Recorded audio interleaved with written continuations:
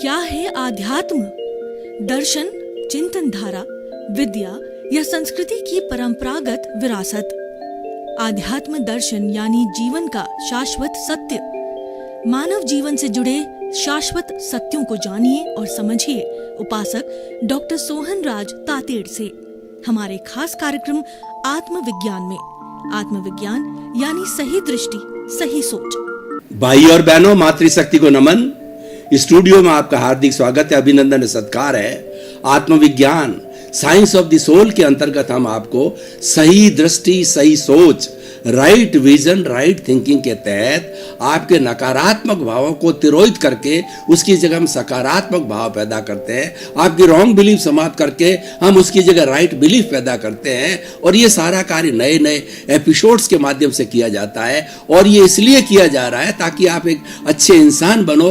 आप अपने पारिवारिक दृष्टि से, समाज की दृष्टि से, देश की दृष्टि से, विश्व की दृष्टि से एक होलिस्टिक और एक आइडियल इंसान के रूप के अंदर अपना जीवन यापन कर सको, सुख के साथ में, और मानव जाति का आप कल्याण कर सको।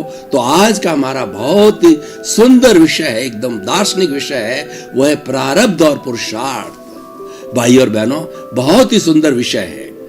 दो हमारे सामने ध्रुव है, एक तो प्रारब्ध और एक ये पुरुषार्थ। जिस तरीके से एक नदी दो तटों के बीच के अंदर बहती है तो अनुशासित नदी कहलाती है, और जब वो तोड़ देती है तो विध्वंस हो जाता है। उसी तरह से ये हमारा प्रारब्ध और पुरुषार्थ है, ये भी दोनों तट की तरह साथ साथ चलते हैं, निरंतर साथ चलते हैं। और जब से ये दोनों मिले हैं तब से इनका आपस में एक दूसरे के पूरक है, एक सिक्के के दो पहलू है और एक दूसरे के सपोर्टिंग है। देखिए, हम परिभाषित करते हैं, जब तक इनको अच्छी तरह से परिभाषित नहीं करते हैं तब तक इसके संबंध का हमको पता नहीं चलता है। पहला जो है प्रारब्ध।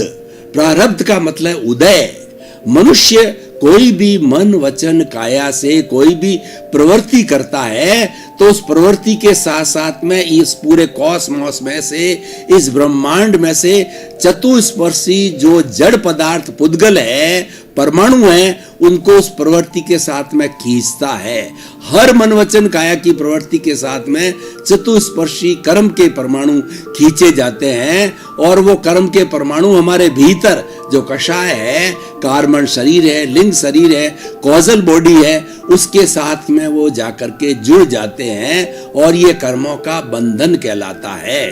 तो जब ये कर्मों का बंधन, जैसे इस वर्तमान हमारा जीवन चल रहा है, हम कोई भी अच्छी या बुरी प्रवृत्ति करते हैं, उसके अनुसार हमारा कर्मों का बंधन हर क्षण होता रहता है। हम अच्छी प्रवृत्ति करते हैं, अच्छे परमाणुओं का जो हमारे बंधन होता है, और जब वो उदय में आता है या प्रारब्ध के अंदर आता है तब वो अच्छे परिणाम देता है। और हम बुरी प्रवृत्ति करते हैं तो बुरी प्रवृत्ति के कारण हमारे पाप कर्म का बंध होता है, और पाप कर्म जब उदय या प्रारब्ध के अंदर अगले जीवन के अंदर आता है तब जो है वो हमें नुकसान पहुंचाता है, तकलीफ देता है, दुख की अनुभूति कराता है। भाई और बहनों, प्रारब्ध और उदय दोनों एक ही है।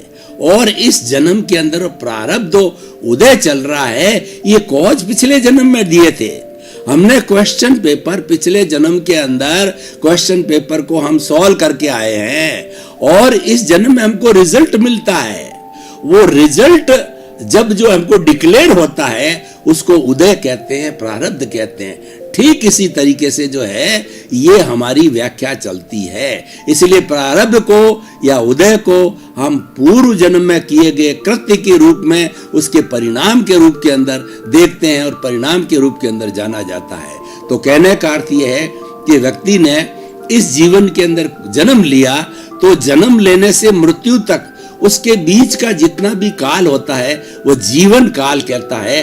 और ये जीवन काल पूर्व जन्म से लेकर के आया होता है, और उसके अनुसार ही हर क्षण चलता रहता है। जैसे कि थिएटर में फिल्म चलती है, उसके अनुसार ये मानव जीवन की फिल्म, जिसका आयुष्य 50 साल का है, 60 साल का है, 70 साल का है, उसी के अनुसार ये फिल्म चलती रहती है। और ये सारी फिल्म जो है मन, वचन और काया की तीनों बैटरियों से चलती है, क्योंकि हमारे इस शरीर से कोई भी कार्य करने का जो होता है वो सारा मन, वचन, काया, तीन ही साधन है।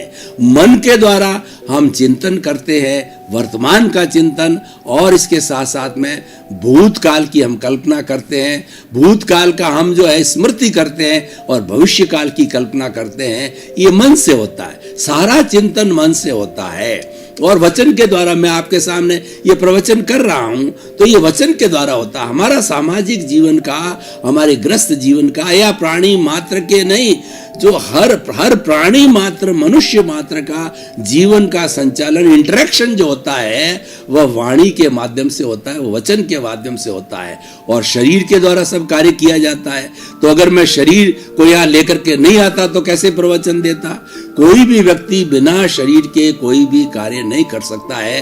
तो ये मन, वचन, काया की सारी प्रवृत्तियां पूर्व जन्म के अंदर जैसे जैसे हम कॉज डाल के आए हैं, तो जैसे जैसे हम बीज डाल करके आए हैं, वो बीज का हमको कर्म फल मिलता है, और कर्म फल के अनुसार हमको कर्म परिणाम मिलता है, और उससे सुख दुख की अनुभूति जीवन भर तक जो चलती रहती है। तो ये सारा जो है प्रारब्ध है, ये उदय है, और ये पिछले जन्म से हम लेकर के आए हैं। अब हम समझते, अब देखिए पुरुषार्थ क्या है। पुरुषार्थ बिल्कुल अलग चीज है। प्रारब्ध जो है ये सारा जड़ का होता है, क्योंकि ये जड़ जो मन, वचन, काया जड़ है, कर्म जड़ है, और सारा चिंतन जड़ है। पूरी सृष्टि के अंदर चेतन तत्व एक आत्म तत्व ही है, और आत्म तत्व को पहचानना सबसे बड़ा पुरुषार्थ है। हम जो ये कहते हैं ना कि मैंने पुरुषार्थ किया, मैंने मकान बनाया, मैंने बंगला बनाया, मैं बड़ा नेता बना, मैं जो है वो बहुत बड़ा प्रोफेसर बना, मैं कुलपति बन गया, मैं स्टूडियो का मालिक बन गया, तो ये सारा जो है प्रारब्ध है। ये पिछले जन्म में आपने भावना डाली थी कि मुझे स्टूडियो का मालिक बनना है, मुझे विद्वान बनना है, मुझे प्रवचनकार बनना है। तो वो जो हम क्वेश्चन पेपर सॉल्व करके आए थे, उसके अनुरूप हमारे कॉजेज डले थे, और आज हमको वो कर्म फल के रूप में मिल रहे हैं। ये पुरुषार्थ नहीं है, ये परिणाम है। अब मैं आता हूं पुरुषार्थ क्या है। सबसे बड़ा पुरुषार्थ क्या है कि अपने स्वरूप की जागृति करना, ये पुरुषार्थ है। क्योंकि स्वरूप, जैसे मान लीजिए हमारा स्वरूप आत्मा है, अगर आत्मा का स्वरूप की हम जानकारी नहीं करेगा तो कौन बुलाएगा? अगर मेरे शरीर से आत्मा निकल जाती है तो फिर पीछे क्या रहता है? राम नाम सत होता है। तो मुख्य कराने वाला, मुख्य हाजिरी, मुख्य मालिक जो है, प्रभु है, वह आत्मा है। उसकी प्रेजेंस है तो आपकी कोई भी गतिविधि प्रारब्ध उदय होता है, और वो न है तो it is a dead body and it is burned. शमशान में उसका राम नाम सत किया जाता है। तो अपने स्वरूप की जागृति रखना, अपने स्वरूप का अनुभव करना, अपने स्वरूप का रियलाइजेशन करना, अपने ज्ञाता दृष्टा भाव को जानना, अपनी आत्मा के गुणों को जानना, और आत्मा को स्पर्श करना कि आत्मा क्या है और इसके क्या लक्षण है, क्या गुण है, ये सब जानना जो है वो पुरुषार्थ कहलाता है। तो देखिए, हमने पुरुषार्थ की बात करी, यानी अपने जो है वो स्वभाव में रहना। स्व मतलब खुद का, और भाव का मतलब स्थिति। खुद के स्थिति में रहना, खुद में स्थित रहना, आत्मा में स्थित हो रहना, ये पुरुषार्थ है। और जो क्रियाएं जो चल रही है हमारे जीवन की, ये सब जड़ क्रियाएं हैं, ये सारा प्रारब्ध है, ये सारा जो है उदय काल है। दोनों बिल्कुल डिफरेंट है, और यही ज्ञान है। अगर हम इसको भेद विज्ञान नहीं करेंगे तो हम कंफ्यूजन में रह जाएंगे। हमारा ये अज्ञान है। अगर हम जो कुछ कर रहे हैं जीवन के अंदर, अगर इसको पुरुषार्थ मान लेते हैं तो ये सबसे बड़ा ज्ञान है। और उसको पुरुषार्थ मान लेते हैं कि मैंने किया, ये स्टूडियो मैंने बनाया, पुस्तकें मैं लिखता हूं, घर मेरा है, मैं किसी का पिता हूं, किसी का पुत्र हूं, और कोई किसी की माता है, और कोई बड़ा नेता है, सारा है, तो ये तो अहंकार हो गया। ये जो हम कर्तापन की बात करते हैं, ये अहंकार है। और रियल दृष्टि में व्यक्ति कोई भी कर्ता हो ही नहीं सकता। कर्ता तो व्यवस्थित शक्ति है, साइंटिफिक सर्कमस्टेंशियल एविडेंसेज हैं, वो जब इकट्ठी होती है तब हमारा काम बनता है। जैसे काल, स्वभाव, कर्म, पुरुषार्थ, नियति, द्रव्य, क्षेत्र, काल, भाव और 6 द्रव्य, ये सब मिलते हैं। इनको चाहे कर्म कहिए, इनको चाहे जो है आप जो पुण्य कहिए, या इनको स्टार्स कहिए, ये जब मिलते हैं तब हमारा काम होता है। और ये संयोग नहीं जुटाते हैं। अगर एक भी लिंक मिसिंग रह जाता है तो हमारा जीवन का कोई भी कार्य नहीं होता। कई बार आप देखिए, आप कहते हैं कि ये मेरा पुरुषार्थ है, तो बोलिए एक व्यक्ति अपने जीवन के अंदर बहुत सी बातें सोचता है कि मुझे तो जो है भारत का राष्ट्रपति बनना है। कोई ऐसा चिंतन कर लेता है जो उसके योग्य हो, और कोई चिंतन करता है कि मैं प्रधानमंत्री बन जाऊं, या कोई चिंतन करता है कि मैं कुबेरपति बन जाऊं। तो चिंतन करने मात्र से अगर आपका पुरुषार्थ है, आप कर रहे हो, तो बन जाओ। फिर बनते क्यों नहीं हो? हम बहुत सी चीजें जीवन के अंदर सोचते हैं पर वो होती नहीं है। क्यों नहीं होती है? हम तो केवल एक निमित्त हैं, और ये बाकी के सारे संयोग है जिनको व्यवस्थित शक्ति कहा जाता है, साइंटिफिक सर्कमस्टेंशियल एविडेंसेज है। यही साधन जुटाती है, यही करता है। और हम जो करता अपने आप को मानते हैं, ये सबसे बड़ा ज्ञान है, और यही कर्म बंधन का कारण है। यही समझाने के लिए हमने आज आपको प्रारब्ध और पुरुषार्थ जो है विषय लिया, दोनों भिन्न भिन्न है। इसको आप समझिए, प्रारब्ध और पुरुषार्थ को अलग अलग मानना, उसमें विश्वास करना, ये जो है सबसे बड़ा पुरुषार्थ है। अब देखिए, पुरुषार्थ की बात हम कर रहे हैं, तो मैंने बताया आपको पुरुषार्थ क्या है। अपने स्वरूप का ज्ञान करो। स्वरूप का ज्ञान क्या है कि मैं तो शुद्ध आत्मा हूं, और मैं तो ज्ञाता हूं, मैं तो दृष्टा हूं, मैं तो जानने वाला हूं, मैं तो देखने वाला हूं। अनंत ज्ञान वाला है मेरी आत्मा, अनंत दर्शन वाली है, अनंत शक्ति वाली है, अनंत सुख का धाम है। ये टंकोत्कीर्ण है, ये अजर है, ये अमर है, ये अविनाशी है, ये मरती नहीं, कटती नहीं, किसी को रोकती नहीं, किससे रुकती नहीं है। और ये तो शुद्ध आत्मा है जो कि शरीर में है, और इसका मुख्य स्वरूप तो मोक्ष है। लेकिन क्योंकि इसके साथ में प्रारब्ध जुड़ा हुआ है, कर्मों का बंधन है, जब तक उसका पूरा भुगतान नहीं हो जाता है, तब तक व्यवहार जगत का भुगतान नहीं होने से वो अपने स्वरूप में यानी मोक्ष की अवस्था में नहीं पहुंच सकती। जबकि हमारा लक्ष्य तो वही है, और शुद्ध आत्मा तो स्वयं मोक्ष है। लेकिन शरीर में जुड़ी रहने के कारण में ये बद्ध आत्मा हो गई, इम्प्योर हो गई, और इम्प्योरिटी के कारण इसके कुछ जो है वो कुछ जिम्मेवारियां आ गई। जब ये सारी जिम्मेवारियों का निर्वाह कर देगी, उसके बाद के अंदर मुक्त होगी। तो ये हमारा पुरुषार्थ हो गया। देखिए, इसीलिए हमेशा जीवन के हर क्षण के अंदर पुरुषार्थ और प्रारब्ध को अलग अलग मानो। आप जीवन के सब काम करो, आप जो है अपना आपका परिवार चलाओ, और उसके बाद आप अपना धंधा करो, या जिस किसी भी वर्किंग फील्ड में है आप सारा करिए नहीं, वो करना पड़ेगा। क्योंकि ये प्रारब्ध जो है, ये उदय काल है, वो पिछले जन्म से आप साथ लेके आए थे।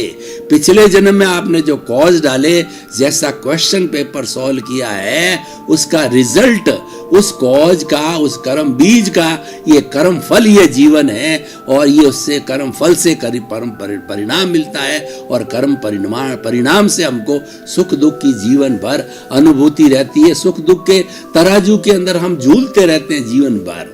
तो हमारा लक्ष्य ये है कि हम सुख दुख के तराजू में न झूलें, और हमको अक्षय सुख हो। अक्षय सुख वह कहलाता है कि जिसके बाद में कोई दुख आता ही नहीं है। नहीं तो ये धूप छांव की तरह हमारा पुण्य पाप जीवन नहीं, जन्म जन्मांतर चलता रहता है। तो इसीलिए हमारा लक्ष्य, हमको तो अक्षय सुख मिले, और अक्षय सुख है वो पुरुषार्थ है, अक्षय सुख है वो स्वभाव है, अक्षय सुख है वो अपने स्वरूप की जानकारी करनी, अपने आत्मा में अवस्थित रहना, क्योंकि आत्मा के कोई शरीर नहीं होता, आत्मा अशरीरी है और आत्मा सच्चिदानंद है। सत का मतलब अविनाशी। इस सारी दुनिया के अंदर एक आत्मा ही तत्व है जो अविनाशी है, बाकी सब का विनाश होता है। जितना भी जड़ पदार्थ है उसमें वर्ण होता है, गंध होता है, रस होता है और स्पर्श होता है, और वो गलन मिलन धर्मा है, यानी वो विनाशी है। अविनाशी तत्व एक आत्मा है जो भूत में ही ऐसा ही था, वर्तमान में ऐसा है और भविष्य काल में ही ऐसा रहेगा। तीनों काल के अंदर वो ऐसा रहता है। और ये अशुद्ध क्यों है कि अलग अलग कर्म है उसके साथ में। कर्म शरीर है जिसको हम लिंग शरीर कहते हैं, कॉजल बॉडी कहते हैं, वो इसके साथ में जुड़े हुए हैं, इसीलिए अशुद्ध रूप है। वो हरेक का अलग अलग होता है। क्यों? हरेक के कॉजेज अलग अलग होते हैं, हरेक की प्रवृत्ति अलग अलग होती है, इस कारण से हरेक को अलग शरीर मिलता है, हरेक को अलग जाति मिलती है, हरेक को अलग का पुण्य पाप मिलता है, और हरेक के अलग अलग जो है उसको भोगना पड़ता है। तो भाई और बहनों, बहुत ही सुंदर विषय है। इस विषय को हमें अच्छी तरह से समझना चाहिए। उसी का नाम ज्ञान है। और ये ज्ञान कब आता है? देखिए, आत्मा के 3 स्तर होते हैं। आत्मा वही है, शुद्ध आत्मा है, लेकिन वो भिन्न भिन्न, पानी वही है, लेकिन किसी पानी को अगर हम व्हाइट ग्लास में डाल दें तो व्हाइट दिखाई देता है, येलो में ग्लास में डालें येलो दिखाई देता है, ग्रीन में डालें तो पानी ग्रीन दिखाई देता है। पानी वही है। तो हमारी आत्मा के 3 स्तर है। पहला है जीवात्मा। जीवात्मा क्या होता है कि जो कि प्रारब्ध और पुरुषार्थ का भेद नहीं जानता। वो तो यही जानता है जो कुछ करने वाला मैं ही हूं, 5 इंद्रिय सुख में ही रहता है, ये घर मेरा है, ये परिवार मेरा है, और ये सारी संपत्ति का अर्जन मैंने किया है, सब कुछ करने वाला तो मैं ही हूं, मेरे द्वारा होता है। तो वो अपने आप को कर्ता भाव मानता है, वो उसका ज्ञान है। वास्तव में वो करता है नहीं, पर वो उसने भ्रम पाल लिया, वही अज्ञान है, इसलिए जीवात्मा अज्ञानी होती है। अब दूसरा, उसका पुण्योदय आता है। उसको पुण्योदय आने के बाद में उसको कोई ज्ञानी पुरुष मिल जाते हैं, तो ज्ञानी पुरुष होते हैं, इसका चीरा फाड़ा करते हैं, भेद विज्ञान करते हैं। लो, तुम्हारा पुरुषार्थ अलग हो गया और तुम्हारा प्रारब्ध को मैंने अलग कर दिया। तो वो भेद विज्ञान करके क्या करते हैं कि हमारा जो अहंकार है, ये जो कुछ भुगतता है, जो ये करता है, सारा अहंकार है। और अहंकार मन वचन काया की ये 3 अहंकार की बैटरियां हैं। जैसे हमारी मोबाइल की बैटरी चार्ज होती है, ये हर क्षण जो है चार्ज होती रहती, इस भावना के साथ, इस विचार के साथ में, मेरा घर, मेरा परिवार, मैं, मेरा के हिसाब से। और जो ऊंचा नीचा पद है, जो सुपीरियरिटी कॉम्प्लेक्स, इंफीरियरिटी कॉम्प्लेक्स, हिंसा वगैरह, नेगेटिव थॉट्स, पॉजिटिव थॉट्स, जो भी है उसके अनुसार ये चार्ज होता रहता है। और लेकिन वह जो हमारा अहंकार है, उसको ज्ञानी भस्मीभूत कर देते हैं, उसको एकदम जला डालते हैं। तो जला डालने से हमारे नए कर्मों का बंधन नहीं होगा, क्योंकि नए कर्मों का बंधन कराने वाला जीवित अहंकार है, लाइव अहंकार है, उसको वो मृतवत कर देते हैं। अब देखिए, जन्म जन्मांतर से आत्मा घूम रही है, तो इसने बहुत से कर्म इकट्ठे किए हैं, जो आज कार्बन शरीर के रूप के अंदर है, लिंग शरीर के रूप में है, और कॉजल बॉडी के रूप में है। तो वो तो रहेगा, वो तो एक बर्फ की शिला की तरह रहेगा और धीरे धीरे कई जन्मों के अंदर पिघलता रहेगा। लेकिन ये कार्बन शरीर बढ़ेगा नहीं, ये धीरे धीरे कम होता रहेगा। और जो ज्ञानी पुरुष होते हैं, वो भवों की संख्या को कम कर देते हैं। क्योंकि चार्ज अहंकार समाप्त हो जाता है, वो प्रारब्ध और पुरुषार्थ को अलग कर देते हैं। तो भाई और बहनों, ये बहुत ही सुंदर विषय है कि जो परिणाम चल रहा है हमारे साथ में, जो हमारी भोगावली चल रही है, जो हम सुख दुख का कर्म भोग रहे हैं, ये हमारा पूर्व जन्म का किए हुए कर्मों का भुगतान है और ये सारा प्रारब्ध है, ये सारा उदय काल है। इसको हमें पुरुषार्थ नहीं मानना चाहिए, क्योंकि पुरुषार्थ अलग चीज है। बिल्कुल पुरुषार्थ जो होता है वो चेतन तत्व की अवस्थिति में रहना पुरुषार्थ है, अपनी जागृति में रहना, अपना अनुभव करना और मैं कौन हूं इसका चिंतन करना। मैं कहां से आया हूं, मुझे कहां जाना है। चेतन तत्व क्या है? चेतन तत्व की सारी जागृति करना है, वह पुरुषार्थ है और वो सच्चा पुरुषार्थ है। और जब व्यक्ति चेतन तत्व की जागृति के अंदर लग जाता है तो एक बहुत बड़ा रिलेशन है कि जो प्रारब्ध चल रहा है, वो प्रारब्ध के अंदर जो धीरे धीरे कर्म क्षीण हो रहे हैं, तो जागृति में आते ही उसका संबंध जुड़ जाता है कार्मण शरीर से। तो वो जागृति के कारण कार्मण शरीर है वो फास्ट स्पीड से धुलाई होती रहती है, जिसको निर्जरा कहते हैं। Dissociation of the karma from the karmic body और from the soul is called the nirjara. कि ये कर्मों का झड़ना, निर्जर होना, जैसे कि एक शहद का छत्ता है, शहद के छत्ते में से बूंद बूंद टपकती रहती है, उसी तरीके से हमारे इस कार्मण शरीर शहद के छत्ते की तरह है। और जब हम जागृति में आते हैं, हम अपने स्वभाव में आते हैं, तो स्वभाव में आते ही ऑटोमेटिकली हम ज्ञाता दृष्टा होते हैं, तो इसको देखने लग जाते हैं। इसको मात्र देखने से जो है वह ये झड़ना चालू हो जाता है, झड़ना चालू होता है। मैं आपको एक उदाहरण देके बताना चाहता हूं कि एक बहुत बड़ी फैक्ट्री है। उस फैक्ट्री के अंदर बहुत से डिपार्टमेंट है, रॉ मटेरियल है, प्रोडक्शन है, सेल है और लंबा चौड़ा उसका काम है। अब देखिए, मालिक हाजिर हो जाता है, वो राउंड लेता है और सभी डिपार्टमेंट को मालूम हो जाता है कि हमारे सेठ जी आ गए हैं, राउंड ले रहे हैं। तो सब काम ऑटोमेटिक तरीके से सब कर्मचारी सही काम करने चालू कर लेते हैं। एक अफसर अपने कार्यालय में मौजूद हो जाता है तो पूरा कार्यालय एक्टिवेट हो जाता है, सही सही काम करने लग जाता। क्यों? जब वो मालिक नहीं है तो सही सही काम क्यों नहीं चल रहा है? काम लापरवाही से क्यों चल रहा है? क्योंकि देखने वाला नहीं है। तो हमने स्वरूप को देखा, तो हम जो ज्ञाता दृष्टा भाव में आएंगे तो हम देखना चालू करेंगे, जानना चालू करेंगे। क्या जानेंगे?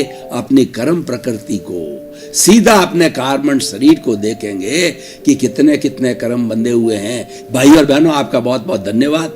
आप ये आत्मविज्ञान कार्यक्रम बराबर देख रहे हैं और देखते रहिए। आत्मविज्ञान कार्यक्रम में आपको बहुत ज्ञान की चीजें मिलेगी, आपका अभ्युदय होगा और आपकी खूब तरक्की होगी और आप अपने जीवन का ध्येय बहुत अच्छा बनाओगे। इसीलिए इसको आप बराबर देखते रहिए। और हमारा उद्देश्य यही है, सर्वे भवन्तु सुखिनः सर्वे भवन्तु निरामया। जगत के सब जीवों को कल्याण हो, सुख मिले, शांति मिले, आनंद मिले, प्रेम मिले, उनका उद्धार हो। आपके प्रति मंगल भाव। आत्मविज्ञान में आत्मविज्ञान यानी सही दृष्टि, सही सोच।